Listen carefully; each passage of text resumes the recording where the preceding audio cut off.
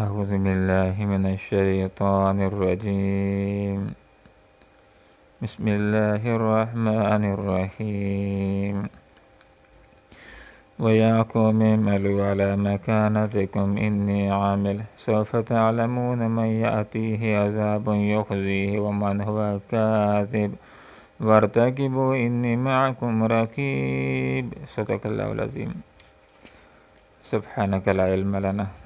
إلا ما علمتنا إنك أنت العليم الحكيم. وَيَا قَوْمِ، اور اے میری قوم کے لوگو، اعملوا، عمل کرو، علی مکانتکم، اپنی جگہ پر، انی، بے شک میں، عامل، عمل کرنے والا ہوں اپنی جگہ پر، سوف تعلمون، ان قریب تم کو معلوم ہو جائے گا، من یاتی ہے کہ کس کے اوپر آتا ہے، عذاب، عذاب، یخزی ہے اس کو رسوا کرنے والا، ومن، اور کون ہے، ہوا، وہ جو ہے، کاذب، جھوٹا، ورتقبوا، اور انتظار کرو، انی، بے شک میں، معکم ہوں تمہارے ساتھ، رقیب، انتظار کرنے والا۔ حضرت شعیب علیہ السلام نے دن رات ایک کیا، لوگوں کو دعوت دیتے رہے، شرک کا ابطال کرتے رہے، توحید کو واضح کرتے رہے، ڈکیتیوں کے نقصان بیان کرتے رہے، ناپ تول کے اندر کمی کے نقصانات لوگوں کو بتلاتے رہے، اور ایک اللہ کی بندگی کی دعوت دیتے رہے۔ اس کے باوجود اکثریت نے ضد کا، ہٹ دھرمی کا، مخالفت کا راستہ اختیار کیا، اور اپنے آبائی دین ہی کے اوپر ڈٹے اور جمے رہے، اور راہ راست کی طرف آنے کا فیصلہ نہ کیا، ضد کے اوپر اڑے رہے، تو فرمایا کہ یا قوم، اے میری قوم کے لوگو، اعملوا علی مکانتکم، تم اپنے طور طریقوں کے اوپر خوش ہو تو بس اسی طرح تم عمل کرتے رہو، اسی طرح پرانے طور طریقوں کے مطابق اپنے اعمال کو جاری رکھو، لیکن یاد رکھو، انی عامل، میں اپنے طریقے کے اوپر عمل کرنے والا ہوں، میں ایک اللہ کی عبادت کرتا رہوں گا، اسی کی طرف لوگوں کو بلاتا رہوں گا، توحید کو واضح کرتا رہوں گا،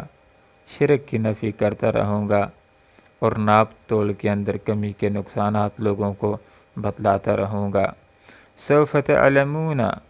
من یاتی عذاب یخزیہ، ان قریب تم کو معلوم ہو جائے گا کہ کون جھوٹا ہے اور کس کے اوپر رسوا کن عذاب وارد ہوتا ہے۔ انبیاء کی یہ سنت ہوتی ہے کہ انبیاء لوگوں کے اوپر حکمت کے ساتھ یہ بات واضح کرتے ہیں کہ لوگوں، ایک اللہ کو چھوڑ کر باقی جتنے خدا ہیں سارے جھوٹے ہیں، معبودان باطلہ ہیں،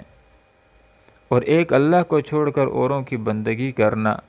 یہ گمراہی ہے، اور اس کے نتیجے میں رسوائی ہے، دنیا کے اندر بھی عذابوں کا شکار ہو سکتے ہو، اور آخرت کے اندر اللہ نے ظالموں کے لیے، کافروں کے لیے، مشرکوں کے لیے، منافقوں کے لیے دوزخ کو تیار کر رکھا ہے۔ لوگ بھی انبیاء کو یہ کہہ دیا کرتے تھے کہ تم نے نبوت کا جھوٹا دعویٰ کیا ہے،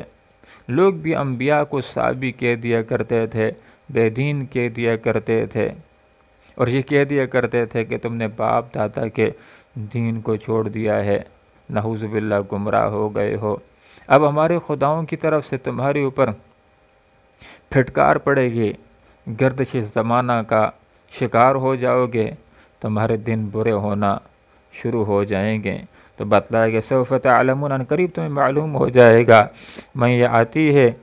عذاب یخزی ہے، کہ کس کے اوپر رسوا کن عذاب وارد ہوتا ہے اور کون جھوٹا ہے، تم کو یہ بات معلوم ہو جائے گی،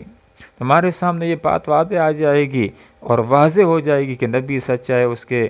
ساتھی سچے ہیں یا ان کا انکار کرنے والے سچے ہیں، تم کو یہ بات معلوم ہو جائے گی، اور مستقبل کے اندر تمہیں یہ بات معلوم ہو جائے گی کہ جب عذاب آئے گا رسوا کر دینے والا تو اس میں اہل ایمان اور نبی بچے گا یا اور لوگ بچیں گے، یہ تمہارے سامنے آ جائے گا۔ وَارْتَقِبْ، انتظار کرو انجام کا، انی معکم رقیب، میں بھی تمہارے ساتھ انتظار کرنے والا ہوں۔ تو حقیقت کے اندر انبیاء کی تاریخ کے اوپر غور کیا جائے تو بالآخر جس وقت اللہ کا عذاب آتا ہے تو اس میں سے صرف نبی کو اور اہل ایمان ہی کو بچا لیا جاتا ہے، اور باقی لوگ عذاب کے اندر تباہ و برباد ہو کر کے رہ جاتے ہیں۔ حضرت شعیب علیہ السلام کی قوم کا بھی یہی انجام ہوا کہ بیک وقت 3 طرح کے عذابوں کا شکار ہوئے۔ نبی کو اور اہل ایمان کو اللہ نے بچا لیا، اور باقی لوگ 3 طرح کے عذابوں کا شکار ہوئے۔ عذاب یوم ذلہ بھی آیا، صاحبان کے دن کا عذاب، اور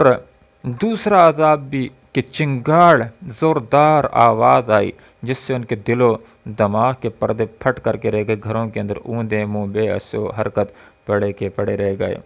اور بیک وقت تیسرا عذاب زلزلے کا بھی ان کے اوپر آیا۔ اللہ رب العالمین سے دعا کرتے ہیں کہ اللہ تعالیٰ ایمان کے تقاضوں کو سمجھنے کی، ایمان کے تقاضوں کو پورا کرنے کی توفیق عطا فرمائے، تاکہ دنیا کی زندگی بھی ہم سکون اور عزت کی گزار سکیں، اور آخرت کی زندگی جنت کی زندگی گزار سکیں۔ اللہ عمل کی توفیق عطا فرمائے، آمین۔ وآخر دعوانا ان الحمد للہ رب العالمین۔